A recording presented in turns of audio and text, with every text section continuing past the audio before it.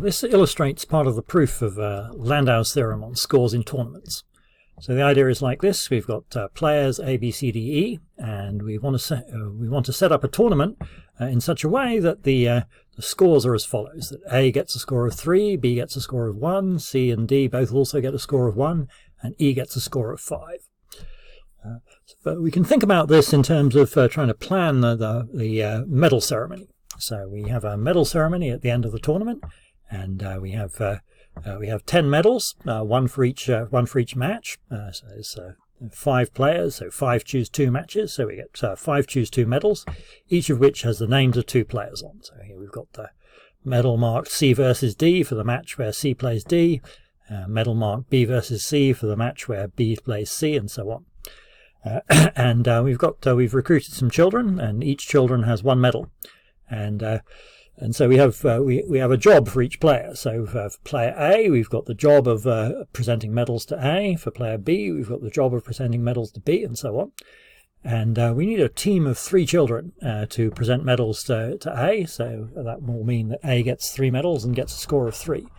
And similarly, we need just a single child to present a medal to C, so that C gets a score of 1, and a team of 4 children to get a team of 4 children to give medals to E, so E gets a score of 4. Okay. And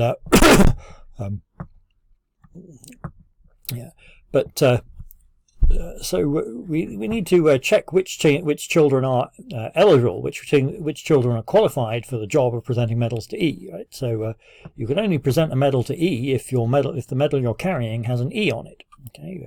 This child over here, child number 1, has a medal that says A versus B, and they can't give that medal to E because it's only got the names of A and B on it. So it's just these 4 children here that have medals that say E. So A versus E, B versus E, C versus E, D versus E. There's 4 children that are qualified for the job of presenting medals to E. Okay. And so we've got this kind of team allocation problem, and we have proved this this version of Hall's theorem for team allocation problems. And the plausibility condition is that for any set of players, or any set of jobs, the total number of qualified people to do that job should be at least as many as the total team size for those jobs. So here we've just got a single job needing a team of size 4, and we've got 4 candidates for that job, so we're okay. And similarly, actually, if we just look at the job of presenting medals to D, then here we only need a team of size 1, and we've got 4 candidates. These 4 children here who are carrying medals of size which say D on. In fact, so for any single job, the number of candidates is 4, and the team size needed is either 1 or 3 or 4. So you always have enough children for any single job. But but the plausibility condition, we don't just have to consider single jobs, but any set of jobs. So we also have a set of 2 jobs, say B, the jobs of presenting medals to B and to D. So the total number of qualified children, that's the children who have either a B or a D on their medal. Okay, and it turns out there's actually 7 of those. Okay. And in fact, again, for this particular kind of allocation problem, whenever you've got 2 jobs, it doesn't matter which 2 jobs there are, you look at, there's always going to be precisely 7 qualified children. Okay? And the team size that we need, so for this pair, for A and C, to present medals to A and C, we need 3 for A and 1 for C, so you need a total team size of 4, and we've got 7 candidates, so the plausibility condition is satisfied.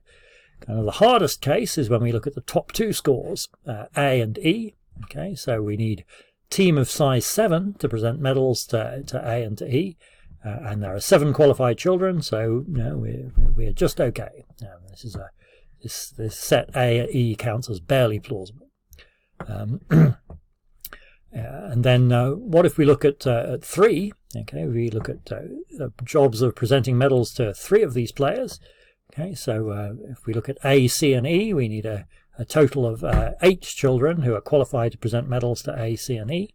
And in fact, we've got we've got 9 qualified children here. In fact, everyone except for this child here carries a medal which says B versus D for these two here.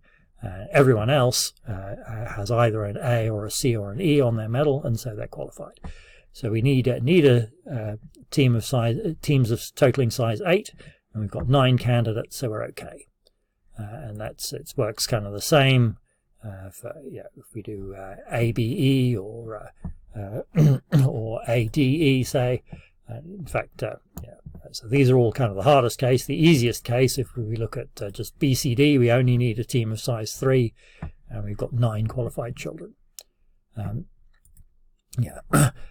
as soon as we go to, as soon as we've got 4 jobs, any 4 jobs, there's going to be all the children are qualified to present a medal to one of B, C, D, E. It's the same if we do A, C, D, E. All the children are qualified, so we get 10. 10 qualified children, and we only for this we need a team of size 9, and we're okay. And finally, if we consider all the jobs together, we need a total team size of 10, and we've got exactly 10 children, so we're good. So we see that the plausibility condition is satisfied, and that so by Landau's theorem it must be possible to find a solution, and we can show a solution like this. Here's a solution. We need a team of 3 children to present medals to A, and they're all supposed to have A on their medal, and so we've got that. We need a single child to present a medal to B, and they should have a B on their medal, and we've done that. Similarly, we need a single child for C with a C on the medal, single child for D with a D on the medal, and we need 4 children to present medals to E, and they should all have E on their medal, and that's what we've got. So this shows a solution to the medal allocation problem, and therefore this describes a tournament with the scores as specified.